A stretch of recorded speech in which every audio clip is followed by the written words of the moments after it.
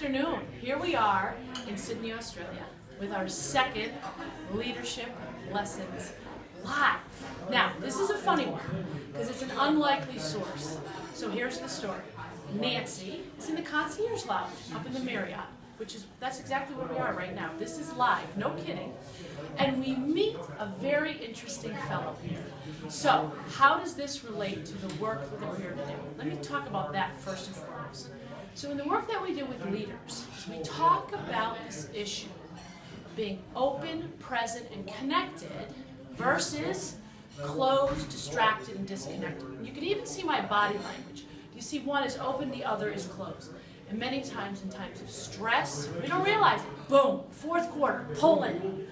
Versus first quarter, everything's possible. So this is a key concept. Now, Nancy meets this gentleman here, who is here, believe it or not, for a world rock climbing competition with his 3 children. We're sharing a glass of wine, and we come to find out that he is a doctor, he is a scientist, and he's a professor.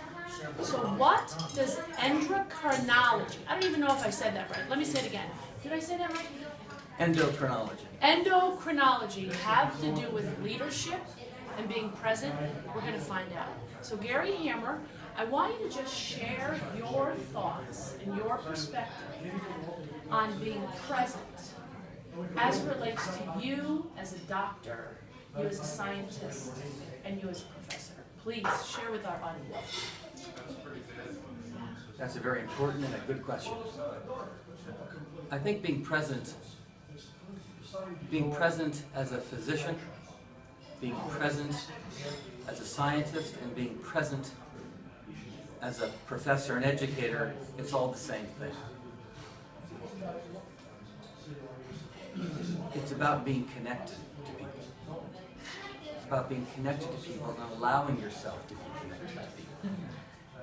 We've gotten, unfortunately, away from this in modern medicine, where we oftentimes are too busy with the data at hand. Data is there for a purpose, but data is not the connection that we strive for between human beings. So powerful what he's saying. And this data, in our world, it's metrics, same thing. And the connection is the same thing.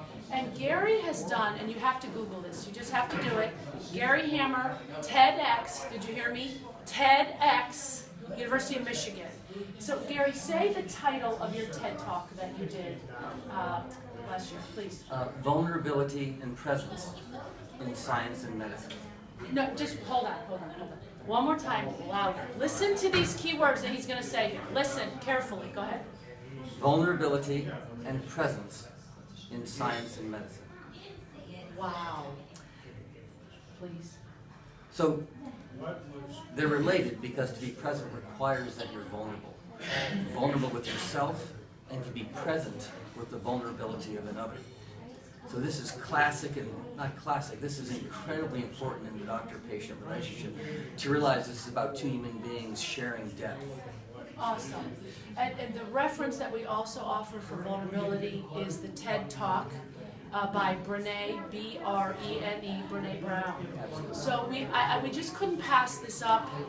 This is our Leadership Lesson Live here from Sydney, Australia. It has been remarkable. Talk about connecting and being present. We cannot thank you enough. Now in science what's important is to be fearless of failure and to be present. Being present with your data is not really being present with numbers, it's being present with the constant threat of failure. And being fearless of that as a scientist is absolutely critical. And that's what being present as a scientist is all about. Well, hold on, slow that down. This is great. Being fearless with failure. Being fearless with failure. The ever-present threat of failure, Yes. which is where we live as scientists, it's really where we live as people. Because we're always, the threat of death is always in your mind. That relates back to the science versus the physician piece about presence. Amazing. All this brilliance came because Nancy just bumped into him at the concierge lounge. Watch where you can find these leadership lessons live. Thank you.